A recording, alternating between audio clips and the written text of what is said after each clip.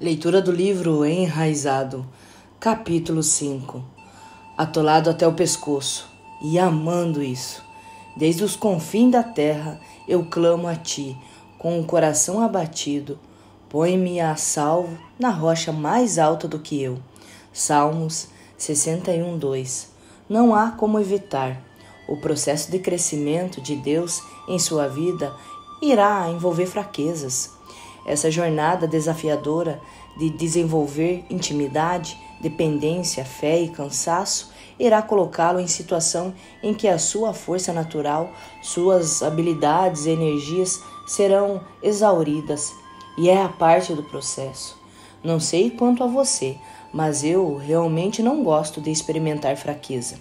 Passei a maior parte da minha vida evitando fraquezas.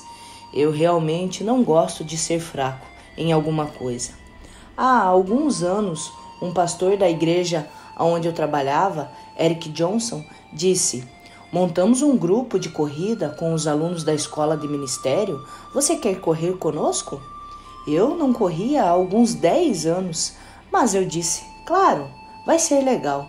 Então eu acordei às 7 da manhã e fui encontrar o grupo. Havia cerca de 20 pessoas esperando quando cheguei. Todos estavam usando roupas e tênis de corrida. Uau! Vocês estão levando a sério isso, brinquei. Érico sorriu.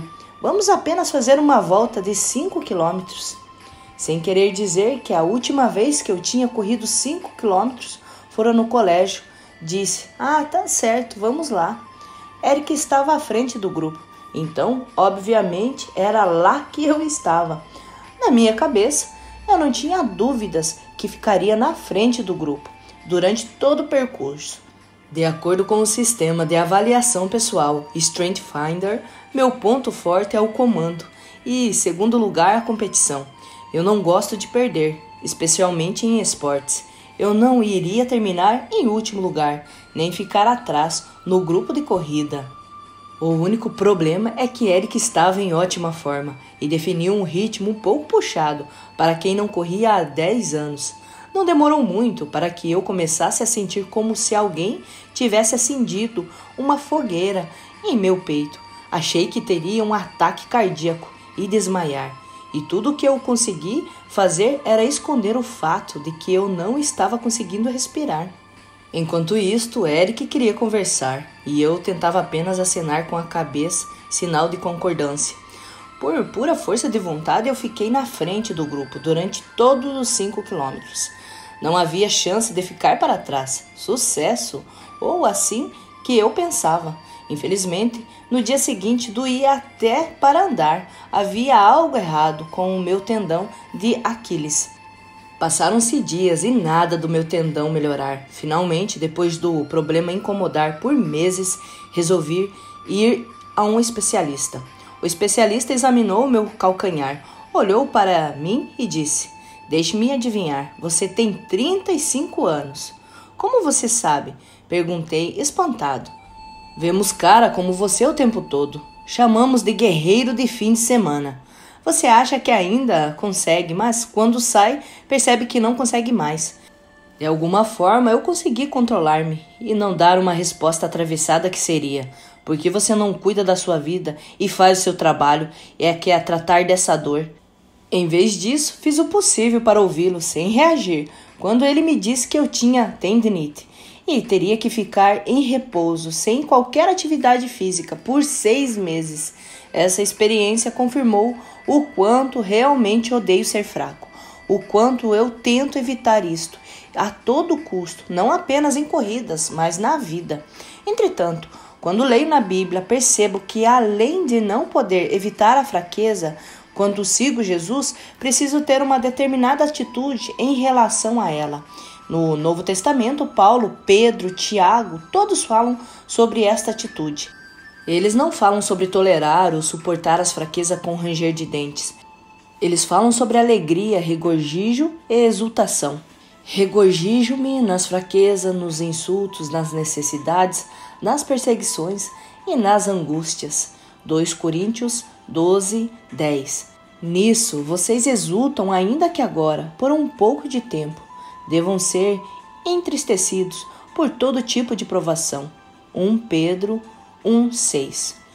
Meus irmãos, considerem um motivo de grande alegria o fato de passarem por diversas provações, pois vocês sabem que a prova da sua fé produz perseverança. A perseverança deve ter ação completa, a fim de que vocês sejam maduros e íntegros, sem lhes faltar coisa alguma. Tiago 1:2-4.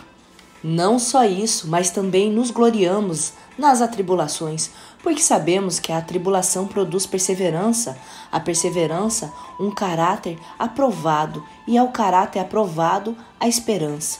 E a esperança não nos decepciona, porque Deus derramou seu amor em nossos corações por meio do Espírito Santo que Ele nos concedeu. Romanos 5:3-5. Esta atitude é completamente inversa e contrária à minha resposta natural à fraqueza. Necessidades, sofrimentos, provações, perseguições não são experiências que normalmente associamos com a alegria.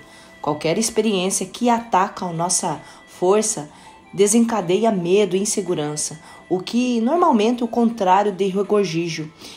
Então, a ideia de apreciar a fraqueza soa estranho, quase que errado para muitos de nós. De onde Paulo, Pedro e Tiago tiraram essa ideia de se alegrar nas fraquezas? Todos eles nos dão a mesma explicação. Experimentar fraquezas nos dá acesso às coisas que não conseguimos em nenhum outro lugar. Fé comprovada, a força sobrenatural. O Deus que ressuscita os mortos. Um dos versículos mais famosos sobre fé é em Hebreus, capítulo 11, versículo 6. Sem fé é impossível agradar a Deus. Já ouvi muitos sermões que citam este versículo. Nós aplaudimos, grifamos em nossas Bíblias. Penduramos pôsteres com este versículo. Amamos a conceito de fé, agradar a Deus e com fé. Só não gostamos de estar em situação onde precisamos usá-la. A fé é provada em nossas fraquezas e incapacidades, onde tudo estaria perdido se Deus não aparecesse.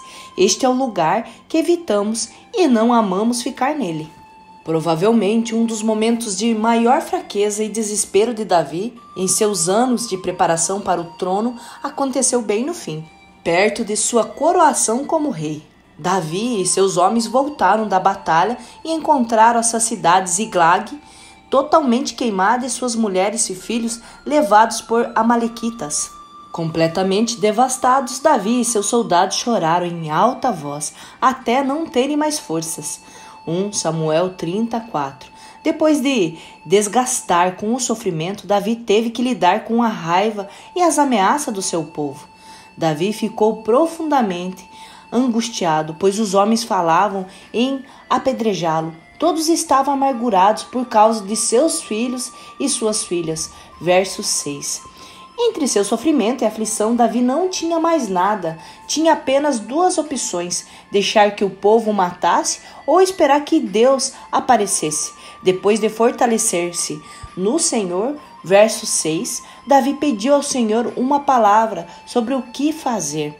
O Senhor respondeu: persiga-os, e é certo que vocês o alcançará, e conseguirá libertar os prisioneiros.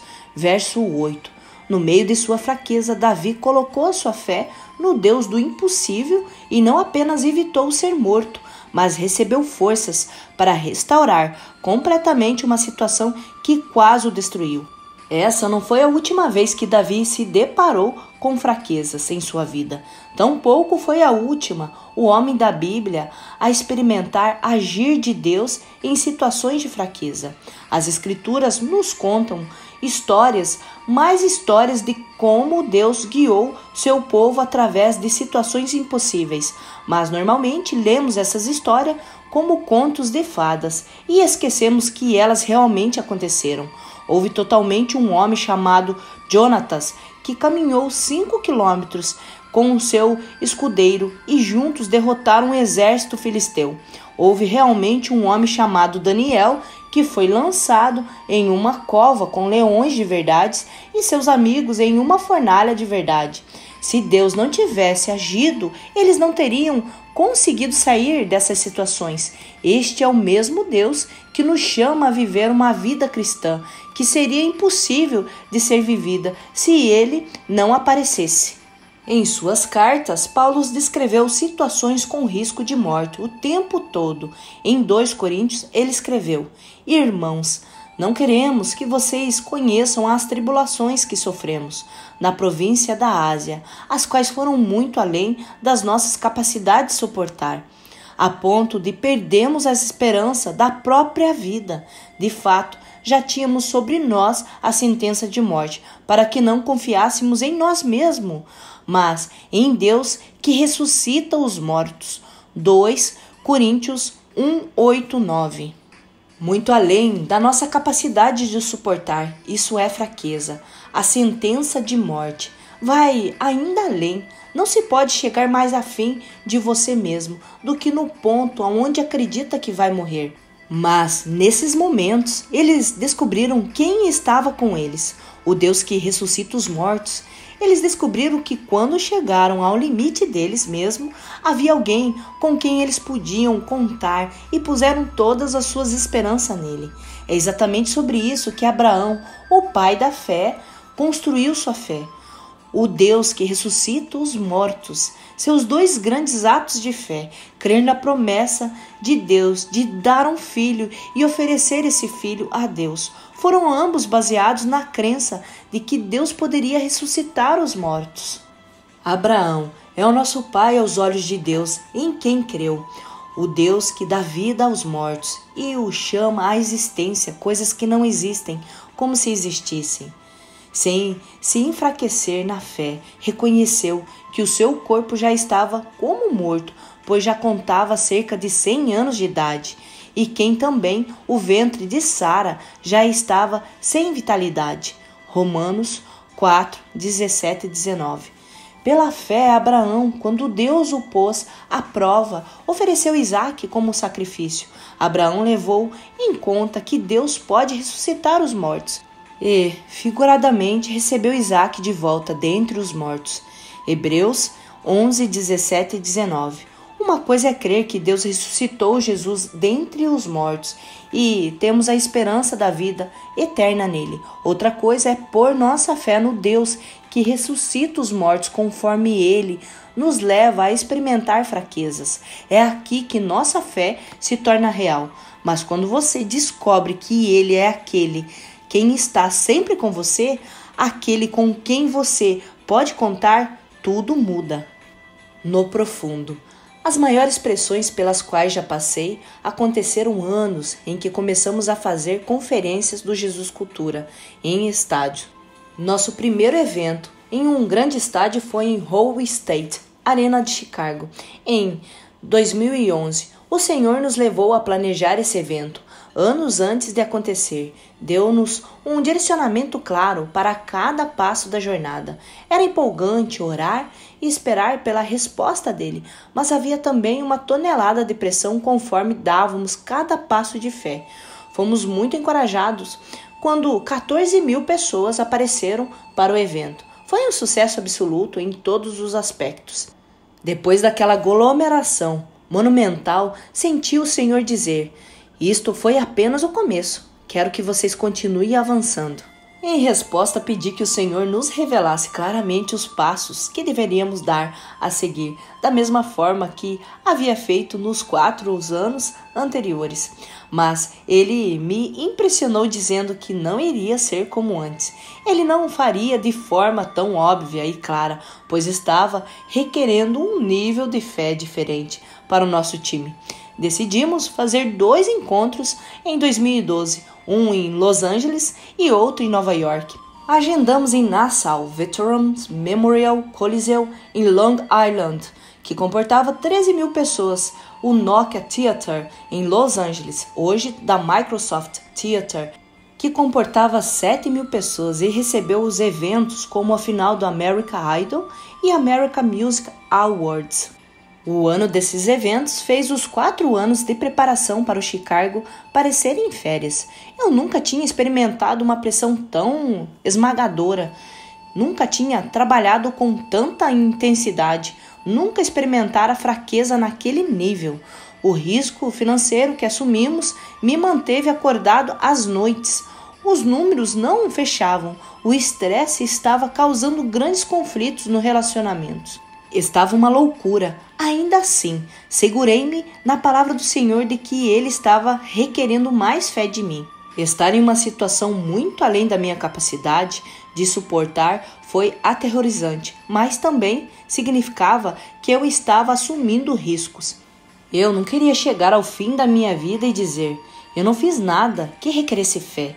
Fiz as coisas quando o dinheiro dava, quando as pessoas vinham e o sucesso era garantido. Nunca fiz algo que me forçasse a confiar em Deus. Esse pensamento era a única coisa que mantinha seguindo em frente. Fizemos a conferência em Nova York primeiro e foi maravilhoso. Deus foi fiel, como Ele sempre é, e tocou as pessoas de forma significativa. Tivemos momentos poderosos de adoração e um dos meus álbuns favoritos foi gravado ali. Mas apenas 5.000 pessoas estiveram naquela arena, com a capacidade para 13.000. A parte superior inteira estava vazia e a interior apenas uma parte fora preenchida. Na primeira noite, eu olhei para a multidão e aceitando o fato de estar olhando para uma enorme conta financeira. Então, senti a voz do Senhor quando comecei essa jornada. Eu quero você aqui, Ele disse. Eu preciso que você tenha esta experiência. Vendo de fora, isto soa como uma imagem que algumas pessoas têm de Deus. Elas pensam que Deus é como um pai que crê que a melhor forma de ensinar o seu filho a nadar é jogá-lo na parte fundo da piscina e sair de perto. Quer dizer, por qual outro motivo Deus me pediria para dar um passo de fé e deixar-me atolar até o pescoço? Será que Ele me jogou no fundo da piscina e deixou que eu me virasse sozinho? Nada é mais valioso para Deus do que a nossa fé. Não é assim que Deus trabalha. Sim, Ele me convidou a entrar na parte funda, mas Ele não saiu de perto. Ele ficou lá comigo o tempo todo. Era essa experiência que Ele queria que eu tivesse. Ele queria que eu soubesse que Ele estava comigo em minha fraqueza. Em momentos que parecia ter sido de fracasso, morte, perda, Ele estava lá dizendo: esta história ainda não acabou. Eu sou o seu Deus, que ressuscita os mortos. Eu estou cuidando disso e estou cuidando de você. Deus se aproximou de mim nos momentos de maior vulnerabilidade da minha vida. Novamente, Ele me mostrou a sua fidelidade com as nossas finanças em todos os aspectos. Há uma intimidade com Deus que só conseguimos experimentar em momentos de fraqueza. Há coisas sobre Ele que só descobrimos nestas horas. Este é o tema do Salmo 23. Mesmo quando eu andar por um vale de trevas e morte, não temerei perigo algum, pois tu está comigo. A tua vara e teu cajado me protegem. Preparas um banquete para mim, à vista dos meus inimigos. Tu me honras, ungindo a minha cabeça com óleo e fazendo transbordar o meu cálice. Salmos 23, versículo 4 e 5. Davi não disse: o Senhor me livra dos meus inimigos. Ele disse: bem aqui, com a morte de meus inimigos me cerca, o Senhor está comigo. O Senhor está em comunhão comigo, alimentando-me e criando intimidade comigo neste lugar de fraqueza e dependência. Quando saímos do vale da sombra da morte, quando emergimos do fundo, o que acontece? Temos uma noção da permanente presença de Deus, que muda para sempre nossa forma de encarar situações impossíveis. Saber que Ele está conosco nas profundezas diminui a pressão e a ansiedade em assumir risco. Principalmente, temos uma fé mais forte e profunda. Nossas raízes estão firmemente estabelecidas na revelação do Pai que nunca nos deixa. Nada é mais valioso para Deus do que a nossa fé. É isto que o agrada e Ele ama colocar-nos em situações em que passamos a agradá-lo.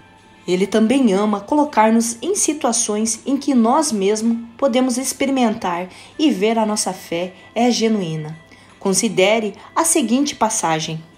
Nisso vocês exultam, ainda que agora, por um pouco de tempo, devam ser entristecidos por um tipo de provação, Assim acontece para que fique provado que a fé que vocês têm muito mais valiosa do que o ouro que perece, mesmo que refinado pelo fogo, é genuína e resultará em louvor, glória e honra quando Jesus for revelado.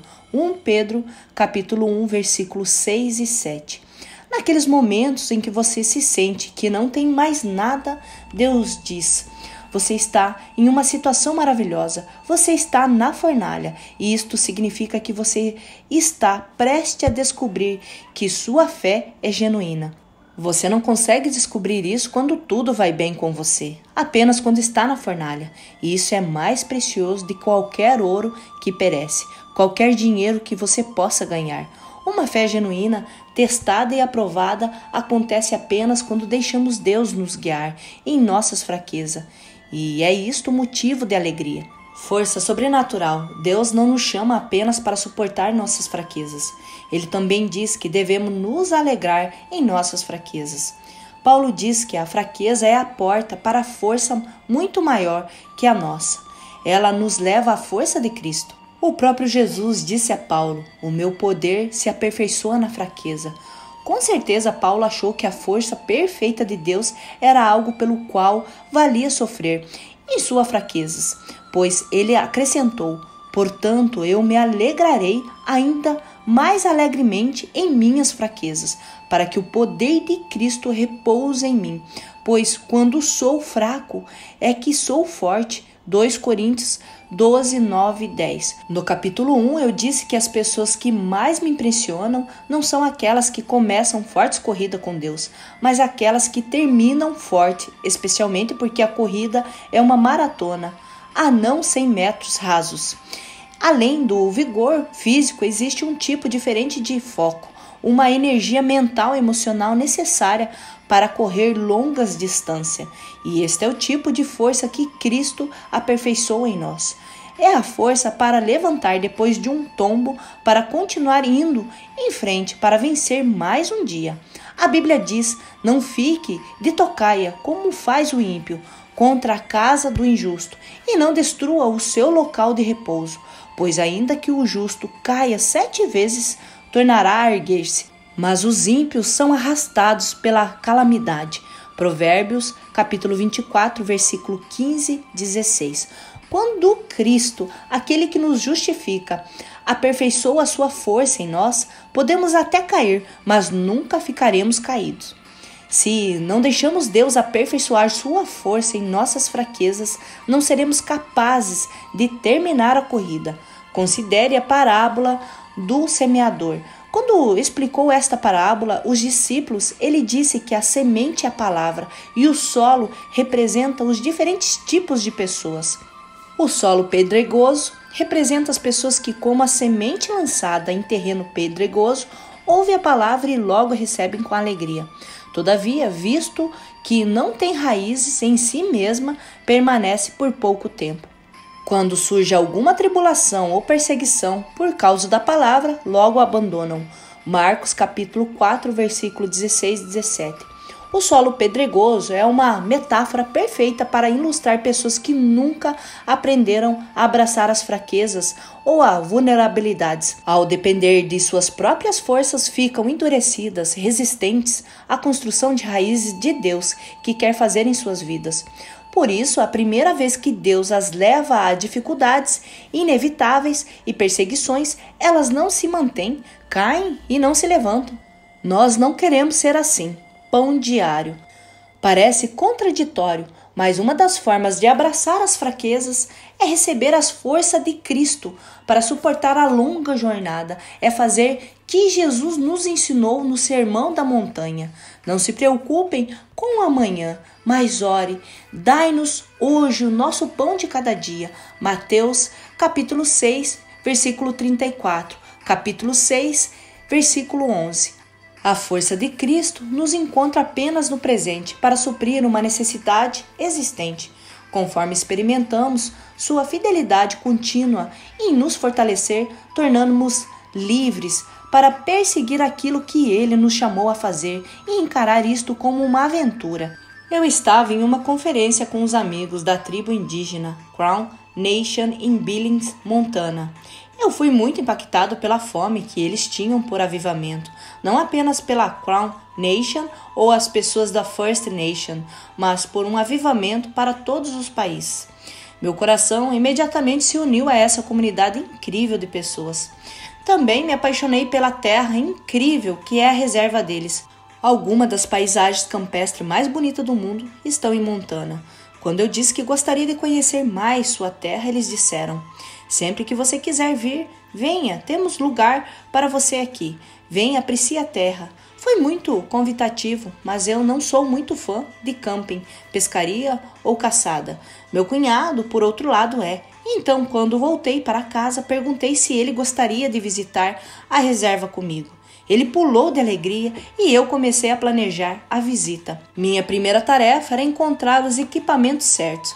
A única coisa que eu tinha era um par velho de botas que meu cunhado havia me dado 10 anos antes. Então saí à procura pela casa até encontrá-lo. Comecei a perguntar a alguns amigos se eles podiam emprestar-me algumas coisas.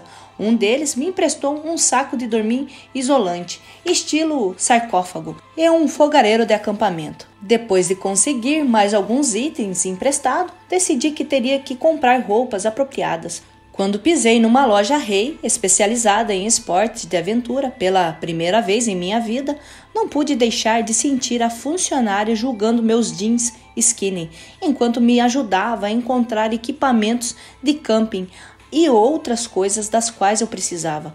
Logo depois, eu e meu cunhado partimos para Montana. A terra estava espetacular quando eu lembrava meus amigos nos levaram em um automóvel 4x4 até a beira do rio. Montaram uma tenda e deixaram-nos curtir a natureza. A primeira noite foi bastante fria, em minha opinião, de moço da cidade, mas sobrevivi. Na noite seguinte, meus amigos voltaram e ajudaram-nos a armar uma tenda indígena para termos experiência de dormir em uma. Infelizmente, a tenda não tinha um isolamento tão bom quanto a barraca, e a noite foi ainda mais fria. Eu vesti todas as minhas roupas dentro do saco e dormi, e mesmo assim estava congelando. Na outra noite, eu fui para o hotel e tive uma das melhores noites de sono da minha vida. Odeio ter que admitir, mas me deixaram sozinho na natureza, minhas chances de se sobreviver são poucas. Muitos de nós imaginam que é assim que Deus opera em nossas vidas. Ele nos larga sozinho na selva, que é aterrorizante e fatal para nós, e manda nós sair dela sozinhos. Mas Deus realmente não nos joga na selva para nos virarmos sozinhos. Ele vem conosco e vem totalmente equipado para a jornada. E por ele estar conosco, o lugar onde morreríamos sozinhos se torna um lugar onde vencemos e encontramos alegria. Sempre que nos sentimos fracos, inadequados, sempre que nos sentimos desprezados para o desafio a seguir, é aí onde encontramos Deus em uma nova profundidade. Podemos regozijar-nos em nossas fraquezas, porque isto dá a Deus, que possui equipamentos muito melhores que o das lojas Rei, uma chance de mostrar todas as coisas boas que Ele tem para tornar a nossa vida emocionante. Abrace a fraqueza. Quando olho para trás, para todas as vezes que Deus demonstrou sua força em minha vida ao longo dos anos, sem surpresa nenhuma, noto que foram momentos em que eu me senti fraco e inadequado. Mas, quando coloquei esses momentos juntos, percebi que eu nunca havia escolhido abraçar a fraqueza como parte necessária para o surgimento dele em minha vida. Desde que percebi isto, entrei em uma jornada de abraçar minhas fraquezas. Eu quero chegar ao ponto em que, assim como Paulo, Pedro e Tiago e eu, também me alegre e me deleite nas fraquezas, necessidades, sofrimentos e perseguições, pois sei que Deus vai aparecer, vai provar a minha fé genuína e confirmar que Ele é forte. O próprio Jesus abraçou sua fraqueza. Ele se tornou totalmente quebrado, vazio, acabado, até o ponto de morrer. E então, o Deus que ressuscita os mortos apareceu. A história mudou quando Deus aperfeiçoou sua força na fraqueza de Cristo. E eu creio que nós mudaremos a história quando convidaremos Cristo para fazer o mesmo na nossa vida. Assim finalizamos o capítulo 5. Meu nome é Isabel Dalmagro, se inscreve aqui no canal, deixa seu like Compartilhe esse vídeo para edificar mais vidas e coloca aqui o que você aprendeu no dia de hoje. Gratidão!